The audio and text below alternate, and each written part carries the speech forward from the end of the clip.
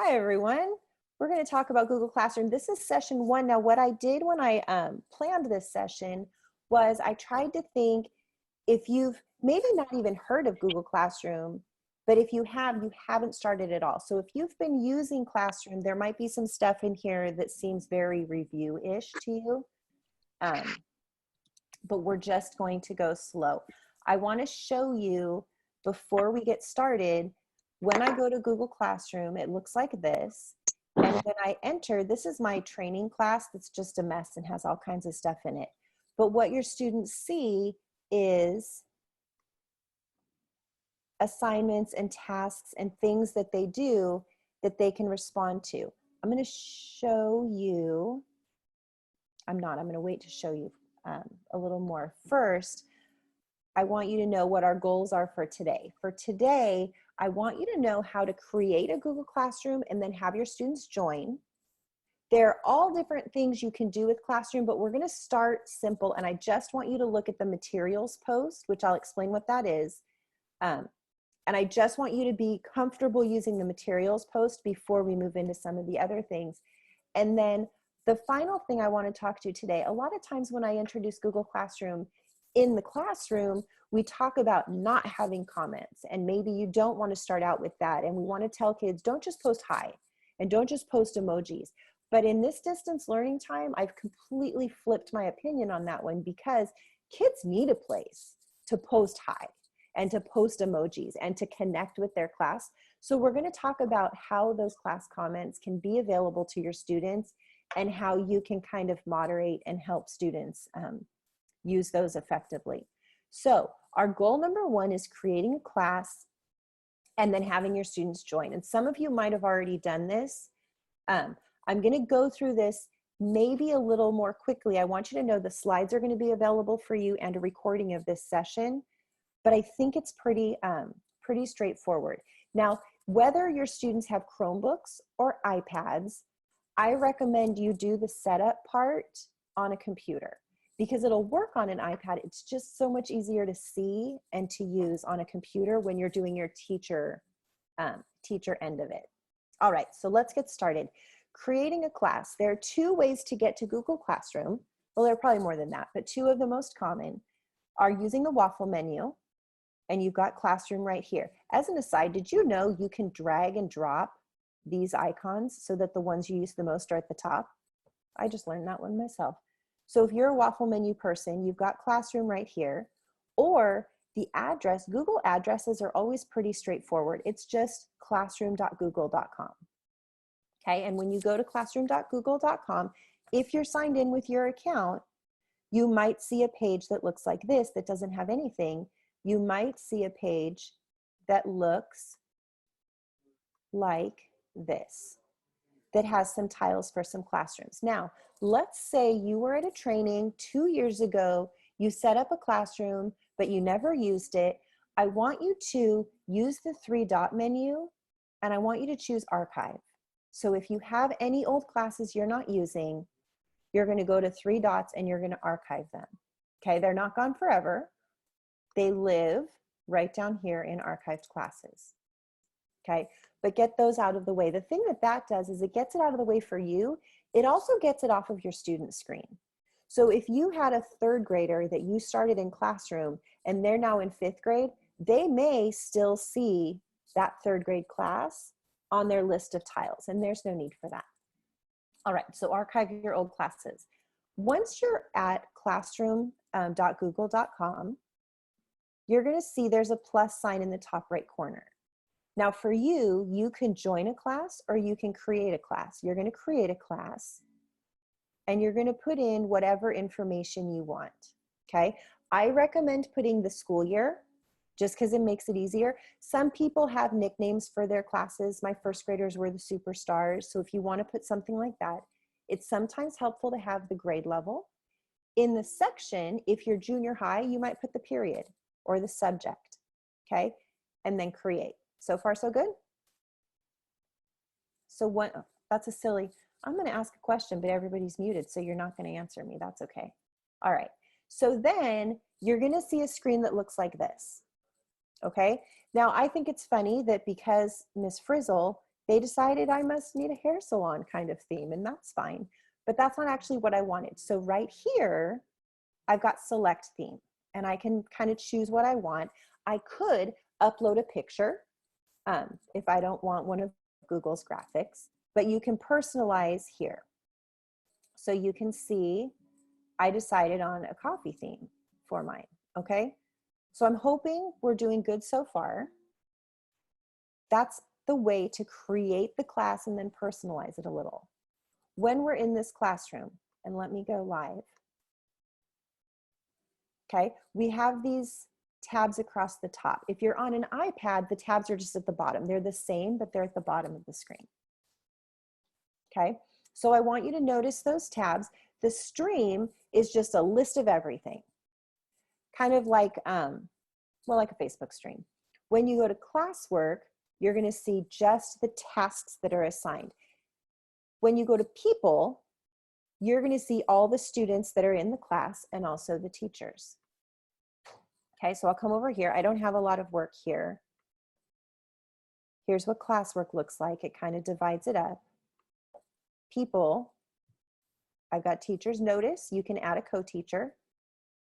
Okay, maybe this is the speech teacher who wants to come in, or an RSP teacher who wants to come in and add assignments to a specific person. That's fine. So you can add teachers, and then your students are going to be down here. In case I forget to tell you later, I can check all my students and I can email them all. I can kick them all out of my class if I'm having, no, don't remove them. I can mute them, which would not let them use the class comments, okay?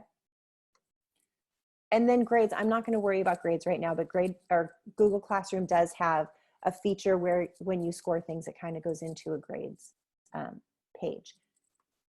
All right, so you've got your tabs across the top to remember. Okay, so creating your class, we're gonna say that we've got our class created. I don't know if you guys are working alongside of me or not, or if you wanna use the slides later, and that's fine. But once you have your class, we need to add students. Now, sometimes people think they have to invite with the email. You can, but that takes a lot of time. Really, what you need is this code right here. Okay, and if you click on this box, it's gonna make it bigger, which I don't know that that's super helpful unless you want a screenshot. But this code is what you give to students, and they only need to do it once. Okay, once they've joined the class, they're in, and you don't need that code anymore. Okay, do not post this code publicly. All right, I'll tell you, for my screenshots, I used this code. I'm gonna show you. When I go to my stream, I don't have the same code anymore because I reset it.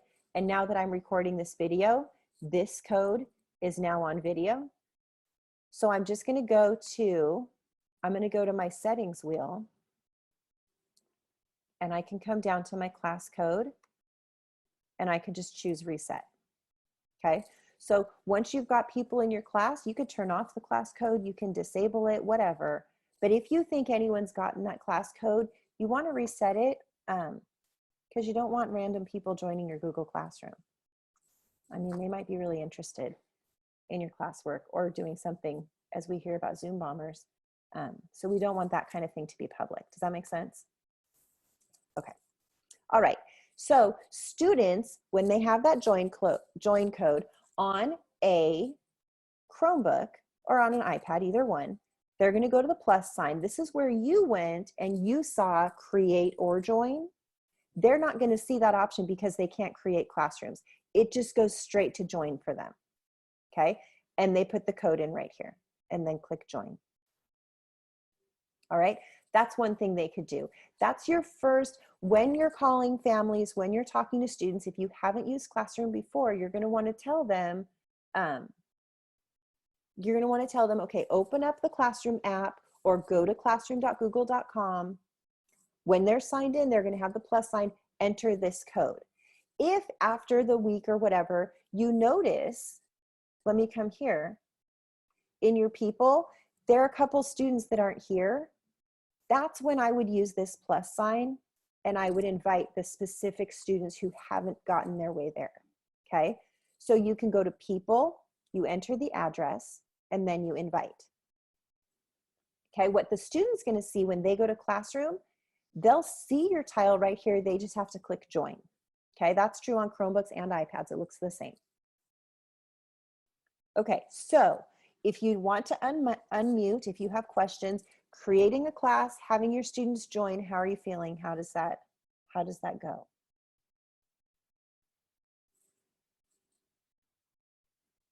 No questions. Thumbs up. Can I ask a question? Go ahead. My student at first grade, my students haven't gotten iPads yet, but they will be. Can I, they'll be assigned an iPad. Can I join all of them before I hand them their iPads?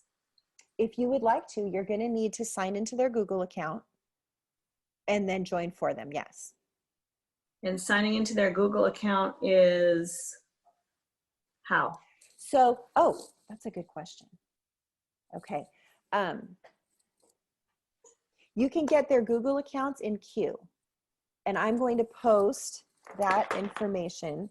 If you are a note taker, it's super fast. Sign into Q like you're taking attendance, go to enrollment, and then reports, and then VCOE, I think it says VCOE passwords by teacher. It's VCOE something, and that'll give you all of your students' Google accounts and their passwords.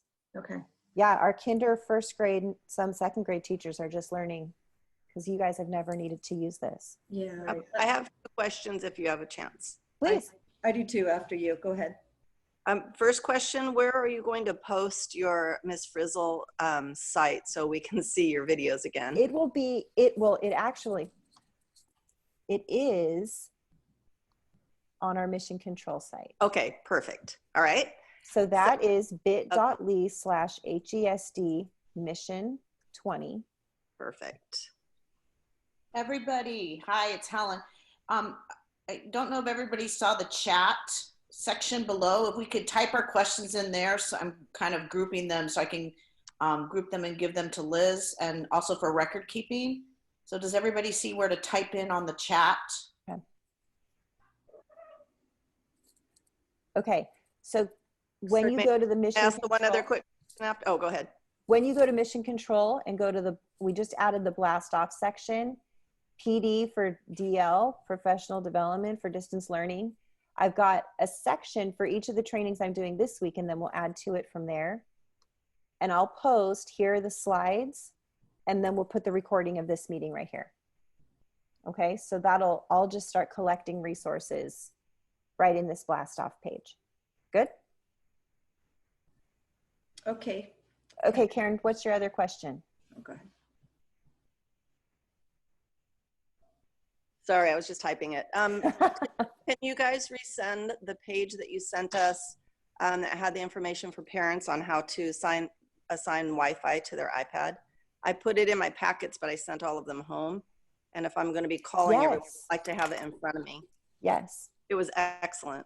So I left my extra copy at school. Yes. So the pages that we sent home, we can definitely get you a link to those. Thank you for asking. Thank you. Okay, Helen, anything else in the chat before I move on?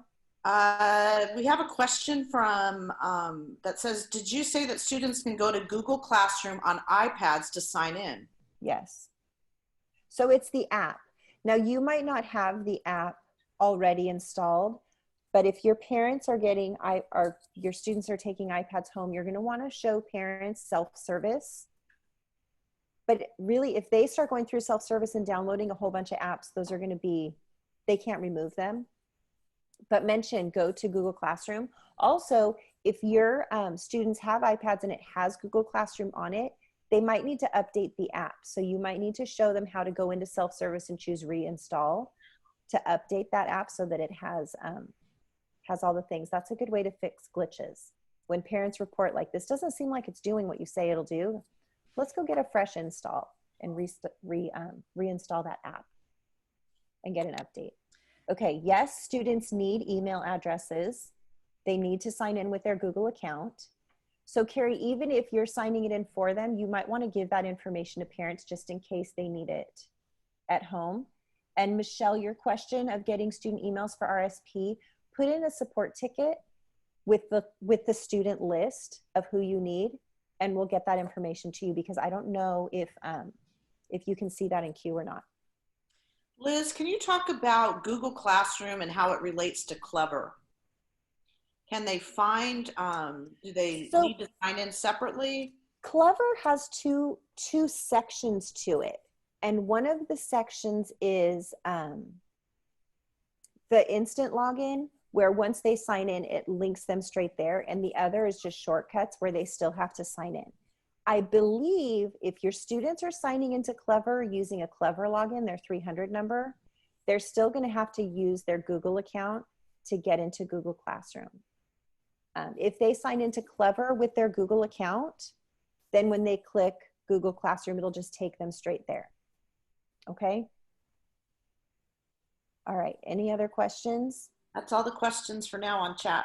Okay, so we've created a class, we've had our students join. It's possible that there are a lot of people who have gotten to this point and then never used it in their classroom. So we're gonna start short, start simple. We're gonna start with a materials post. This used to be called an announcement, and now it's a materials post. So when you're in your classroom and you go to the classwork tab, okay, you've got that create button and you've got all your options. You also have, if you notice, you have a Google Calendar that's associated with your classroom, and you've got your class drive folder. So it makes a folder in your Google Drive for all the classwork that people fill in. I just want to mention that so that you know that those two links are there.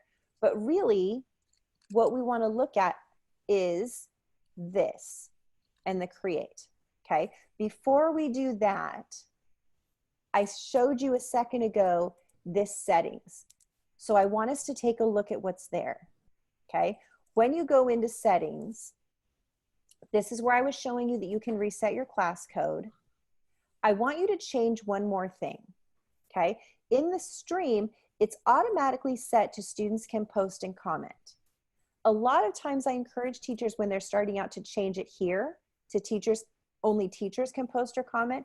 What I want you to do right now though is students can only comment.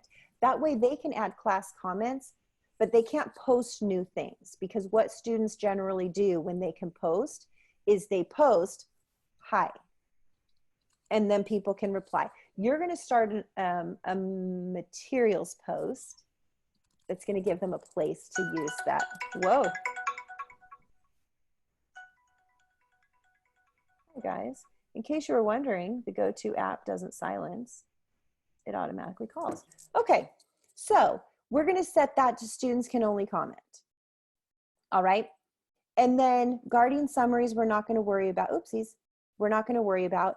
And then just a preview for tomorrow, you can generate a Google Meet link through your classroom. And this is actually right now the most secure way to use Google Meet. So if you're having your students in a classroom, this is gonna generate a Meet link. And I'll be talking more about that tomorrow, but I wanted to mention it since it's here. Really what I want you to make sure you know right now is this, to set it so students can only comment. All right, and then you've got your save in the top. Okay, so getting back to the classwork tab, you're gonna create, and you're gonna create a materials post. This is where we're starting. Okay, now you might be asking, what am I gonna do with the materials post? It's a good question. Here are a collection of ideas. Okay, I would start here. Any discussion question. Okay, post a honestly, hey guys, I'm here, are you here, how are you doing? And then just let them go and let them talk to each other, okay? Could be a curiosity topic with links. I'm thinking about, this week we're gonna be talking about space. Find a place where you can learn about space, share your resource with us. Or I'm looking at this category of Newsella articles. Which article looks interesting to you? Post a link to your friends.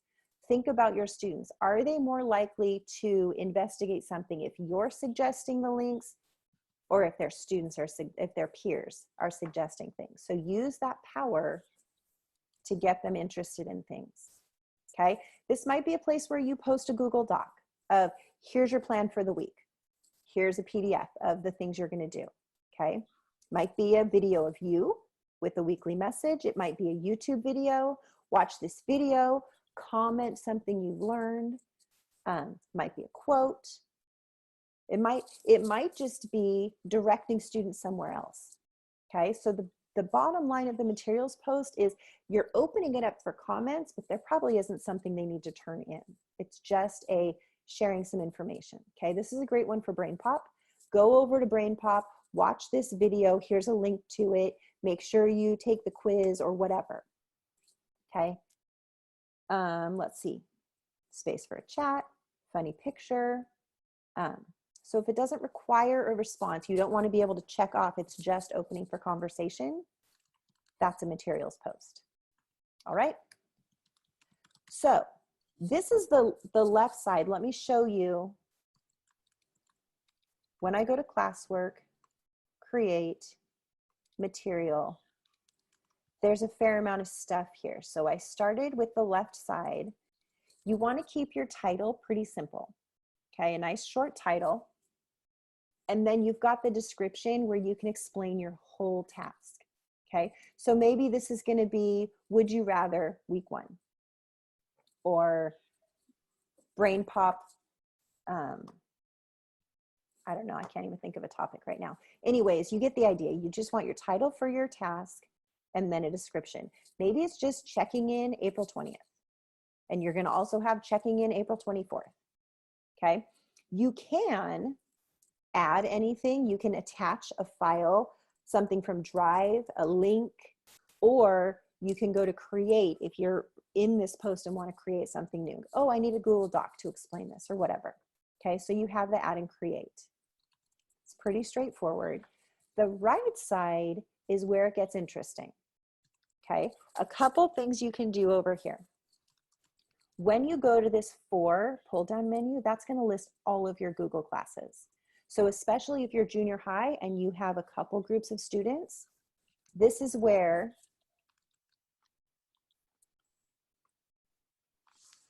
you're going to have a pull down and you can check however many classes you want. Okay? The all students, this is where you can differentiate. Now in this class, it's pretty boring. I only have 1 student, but you'd have your list. Checking here is going to uncheck all of them. Checking will check. Did I just mix up my uncheck and you get what I'm saying? Okay. If you have a few students who need a different, say, ELD, this is where RSP can differentiate. Okay. This is where adding a speech teacher to your Google Classroom, they can come in and assign things just for those 3 students that they work with from your class. Okay. That's not maybe how we would do it during the regular school year, but we're kind of having to think in an innovative way because we're not in that regular school year anymore. So you've got a lot of differentiation potential. If I choose to send this post just to 2 students, no one else knows the difference. No one else sees it. It doesn't go to everyone and say, but only these 3 kids have to do it. It only gets seen by the people you check. Okay? So you've got a lot of power in this student. That may not be where you start out this week, but I want you to know that's where you potentially could get to week 6 or 7, start doing that differentiating through Google Classroom. Okay? The last thing on this page I totally recommend, and that's the topic. Okay? I'm going to show you what that looks like in just a second. When I go to classwork, I already told you this is the training one. It's a mess. It has all kinds of stuff. I have a list of topics over here. If I need to see just those posts that were just for fun, I can click on the topic and I'll see those. Do you see how having a week 1 topic would help kids filter? If I want just the things that are lessons with students, okay? When I go to all topics, look at what this looks like. Do you see how it sorts it? So if I had week 1, and then when I add week 2, it's going to put it up here. And then when I add week 3, it's going to put it here to kind of help see. Does that make sense? So that's how this topic can help organize things for students so they can check in and see what it's looking like. All right. Oh, there's one thing I forgot on this post. If you click the arrow here, if you click post, it's going to post it automatically. If you click the arrow though, you can schedule it. So maybe the weekend before or the week before when you're planning, you're going to schedule all of your week 1 posts, but you want this one to post on Monday at 11 o'clock in the morning. You want this one to post on Wednesday. You want this to post on Friday. That's fine. Schedule them all so that they hit when you want them to hit. Now, I just want to bring up, when we're talking distance learning, it's not a bad idea to give them all the stuff at the beginning of the week and let them pace themselves based on what they have going on, okay? So we don't necessarily need to manage that small of a daily schedule, but you might want to, it's up to you. But you have that potential in scheduling, okay? The other thing you can do is save as a draft. Maybe you want to get everything started, but you don't have the resources ready to add yet. So you want to go back later. You can start your posts and just save them as a draft. All right, so those are the options you have on that post. Now, what does it look like to a student? On a Chromebook, when a student goes to their stream, they're going to see a little tile like this. They're going to click on it, and then they're going to open it. Okay, if there were things attached, they would show down here. But really, in this case, I did a would you rather. Would you rather live in a cave or live in a treehouse? Okay, and I gave a little, I'm curious, but I'm more interested in your reason, so make sure you share it. Feel free to comment respectfully to your classmates. They're going to come down here. Notice it says class comments to remind them this is a comment that's going to the whole class. Okay, there are places we'll see later in future sessions where they might have private comments that are just between you and the student. Class comments are to remind them they go to the class. They type in their class comment, they hit the paper airplane, and they send it. Okay, so that's on a Chromebook. On an iPad, it's very similar. They see the announcement, they tap to open it, they add their class comment, and they hit the paper airplane. All right, so that's all there is to students commenting. How are we doing on materials posts? Liz, we had a question Yes. about, there was a teacher interested in attaching a video from Envision Math. That's a great question.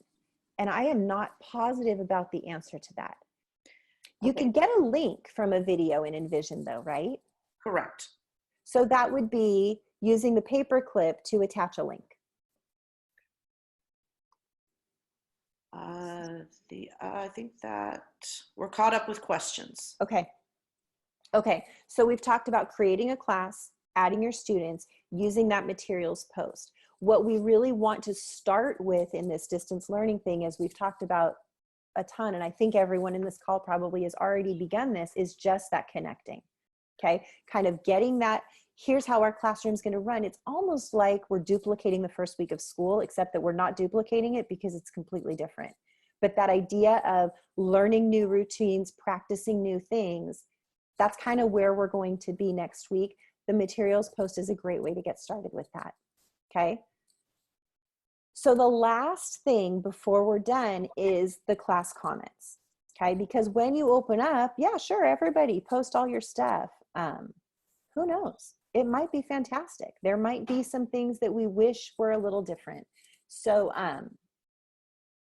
so when you're looking at those comments, you want to have some control over it. Remember, we turned on the students can only comment. We talked about how students are going to comment. And I'm going to give you an example here. This is on a Chromebook. Okay, so this student, let's say they just started typing and then hit enter too soon, but that wasn't actually the response they wanted. Okay, you can delete that. You've got this 3-dot menu where you can choose delete, and you can delete it. Okay, you can also reply. Okay, so this is where it becomes a conversation. This one just looks like it was a mistake and got sent too soon. I would just go in and delete that at the 3-dot menu. This one though, maybe I want to reply, oh, that's true, it would be dark. I wonder what they did in caves so that they had light. What could they have done because they didn't live in the dark? Maybe you want to ask another question. This reply is here. Okay, so those are 2 options you have. The third option, it's in the 3-dot menu, is this mute. Okay, I wouldn't use this first off, but let's say you have a student who's saying maybe not the most kind things in the chat. Before you mute them, you want to reach out to that student and do a, hey, what's going on? Because you were saying this and that seemed like it could be taken the wrong way. Is that what you were meaning? And if they're like, just angry, then that's a separate issue that you want to deal with, right? If they're, no, that's not what I was trying to do, then you want to talk with them about, well, here's how you might be able to say that in a more productive way. Let's look at this, okay? And then these class comments have just become a learning opportunity for your students, which is what we want. We want to be able to coach them towards appropriate use of this stuff. If you have someone who is a consistent issue, you have this mute option, okay? You can tell them, listen, I'm gonna mute you for the rest of this week so that you can see how other people are interacting. Monday, we're gonna bring you back and you'll get that class comment again so you can try it again, okay? What we don't want is to put someone in permanent timeout, but you have this mute as a temporary timeout, okay? So there's no approve comments before they're posted. Kids can post, but you can reply, delete, or mute as you need to, okay? So that's pretty straightforward. How did we do? Creating a class, having students join, start with those materials posts, and then moderate your class comments. Liz, Yes. we have a question. Does the 3-dot menu show up for each student comment? Yes. Yes, so let's look. If I go in, oopsies, I'm in the wrong class.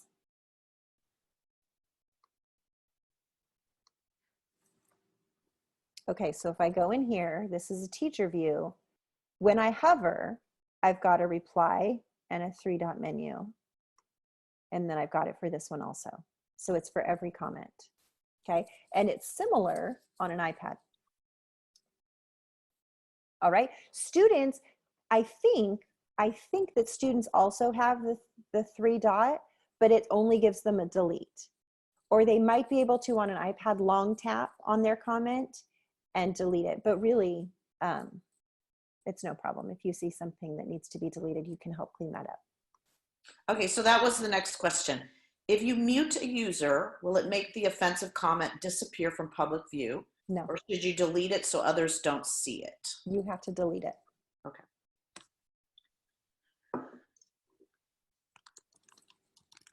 All right. We're caught up with questions. Okay, are we good? All right, so here's my challenge for you. Before the next session, and I know we haven't even published next week's schedule yet, but we'll have another Google Classroom meeting next week for anyone. It's not like just the people who are at this one, but it'll be open to anyone. Before that session though, I want you to challenge yourself, create a class, have your students join. Are you going to get 100% of your students join? Maybe not. Okay, we're gonna hope, we're gonna try, but we're gonna do as much as we can. You're going to post a materials post, something so that students can be social and respond. Okay, maybe do more than one, maybe share a video, maybe share whatever. These slides are here, and that slide with all the ideas might help spark something in you. Okay, and then you're going to encourage your students to comment. You're going to do something that lets them comment back. All right, create a class, join, post materials, let students comment. Sound doable? Liz, one follow-up question to the erasing a comment. Can you demonstrate how a teacher would delete an inappropriate comment or any comment? Sure. All right. So I'm here. 3 dots, delete. You sure? Yep. It's gone. Okay. On an iPad, there we go. I tapped on it and I have edit or, oh, I have delete. It's my comment. But tapping on the comment brings up a delete. Okay. You might have to kind of play with, I'm tapping on the left side, but it works. Okay. It works in a very similar way on an iPad. It's just a tap and hold. You don't have a 3-dot menu. Okay. Liz, Mm-hmm. here's a question. Where do the student invites go? Will the teacher need to contact each student to get them in to the Google Classroom? So if you invite, I don't think it sends an email, but it might. But really, all a student has to do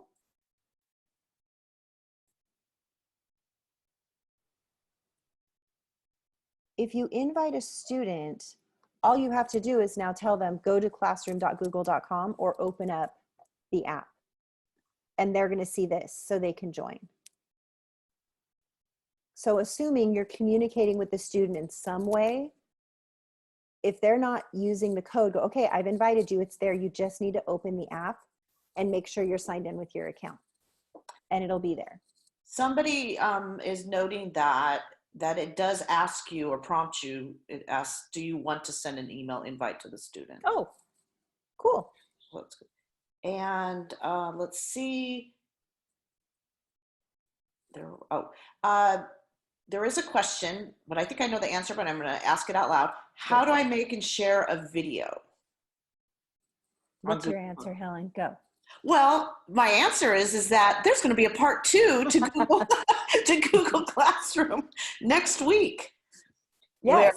Yes. Where you can share it. Yes. In your materials post. A couple things on videos. If you have your iPad, record a video with your iPad. If you have a phone, record a video with your phone. If you want to make a screencast, Screencastify is a really good Chrome extension to do screencasts. But if your students have iPads, you can do screen recording just in your iPad, which I'll talk about in the Screencastify thing. As for linking it, you can store that video in your Google Drive and just get a share link. And then you would post the share link. If you don't want to upload to YouTube, it turns out, as we know, our student Wi-Fi is filtered for YouTube. So only approved or unfiltered videos get through. Someone had messaged me that my videos that I made for students are not showing on students. So we just have to whitelist them. Okay, so if you don't mind doing that whole process, that's fine. But really putting it into Drive and just using a share link is a good way to share those videos. Okay. Any other questions? Mary Hamilton is asking, she says she uses Remind and Seesaw with her class. Yes. Should I just stick to these 2 ways to communicate and teach lessons instead of overwhelming my class and parents with something new? I am a big fan of sticking with what is familiar and what's working and only adding things if they add value to what you're already doing. If Classroom is duplicating what you're doing with Seesaw, I totally recommend sticking with Seesaw. There's another question, Liz, about in a future training, will you be talking about how to make folders in Google Classroom? I don't know that folders are a thing you can do in Google Classroom. What I'm thinking of, though, is these topics. Okay. Okay. But if you're talking about in Google Drive,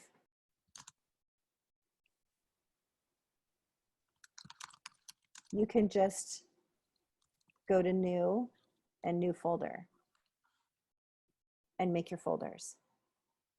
But in Classroom, it's these topics that are going to be a similar idea.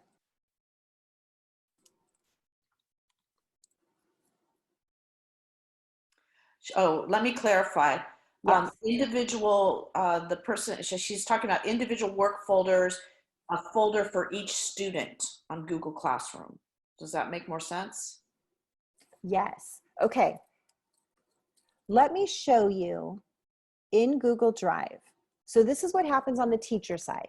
Okay, so this is what teachers see. In Drive, you have a classroom folder. Okay, Google automatically creates that when you start a class. And then you have a folder for every class that you use. Oh, my phone just picked up Google, that's funny.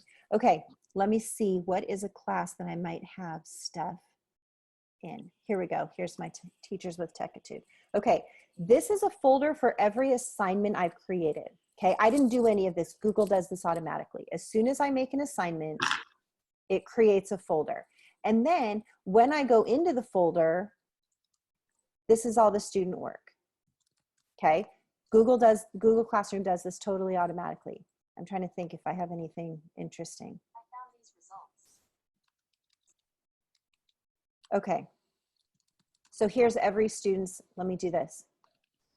Every student's work. Okay. My task was called Introducing Polygons Hyperdoc. You can see everyone in that class, it opened Introducing Polygons Hyperdoc and added their name. Okay, so this is what Classroom does automatically with assignments. Materials posts aren't going to do that because there's nothing turned in. I'm just wanting you to start with materials and having conversations. But Classroom does all this foldering and sorting automatically. You just have it. Does that answer the question? Yes. Okay. I want to come back. I was just looking in the chat. I want to come back to the whitelisting YouTubes. I'm working on a Google form where you can just fill out a form with the links, and then I'll submit a ticket with all the links people have done every day so that you don't have to go through and submit a ticket every day. You can do the ticket, whichever is easier. I'm just trying to think what would save time. So that form will be in the next tech newsletter if you want to go that way. Everybody, make sure you're reading Liz's all her updated newsletters. Yeah. They're very, very helpful. I'm trying. All right. Any other questions? I'm going to come back to our goals to make sure we remember what we're trying to do before the next one. And then I just want to say thanks, you guys. I'm glad you're here. Thanks for being a teacher who's learning and showing it up for your students because it matters. And finally, totally unimportantly, but if you like this Google slide template and you like fun Google slide templates too, slidesmania.com, the website to get them.